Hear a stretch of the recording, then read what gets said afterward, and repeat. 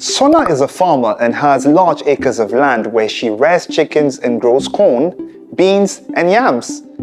Every day, Sona sees growth in different forms on her farm. She plants beans and corn seeds, and they grow into plants that yield fruit. Her chicks also grow into chickens. Now, every month, Sona expects to get an average of 10 bags of beans, 25 bags of corn, and about 45 chickens, and about 30 crates of eggs as output from her farm. Now, every year, her total output increases. This is called economic growth. So, just like a farm, our economy also grows. But how do we observe the growth within our economy? On one hand, an economy is said to have grown if there is sustained increase in the actual output of goods and services per head over time. In the first year of business, Sona farms only supplied their products to 2 states, but now they deliver to 14 states across the country. Sona has gone from supplying grains to processing the corn and beans into powders and cereals in her factory, which she supplies across the country. She has had to employ more staff because the workload had increased and she pays them monthly salaries. Her staff then spend the money on better housing, better education for their kids, and better healthcare facilities for their family in Central Africa, which helps develop the economy. Economic development, on the other hand, means more than mere growth. It is the process of growing the economy to improve the quality of life for everyone in the population. A better quality of life means access to better education for their kids, better healthcare facilities, and better jobs, among others.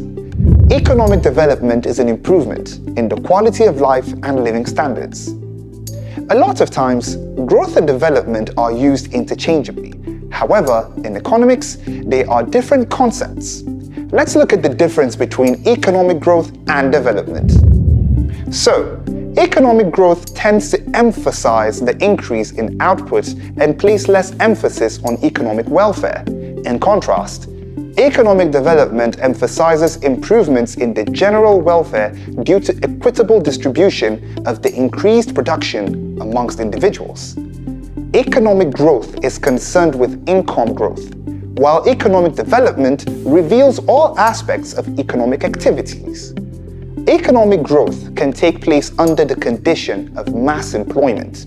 For example, if Sona decides that some of her staff are now redundant as machines can perform their functions, more people will be unemployed, but production will go on as usual. But economic development implies a reduction in the level of unemployment in the economy. A high economic growth rate does not necessarily mean that the masses are better off. This is because the wealth can be concentrated in the hands of a few. For instance, if Sona insists on using machinery instead of employing people, most of the profit from the farm goes back directly to her, and she does not have to pay wages to her staff. While economic development can only occur when the masses are better off because their welfare is considered. Alright then, as we bring this lesson to an end, I hope you enjoyed learning that economic growth is different from economic development. Economic growth is a sustained increase in the actual output of goods and services.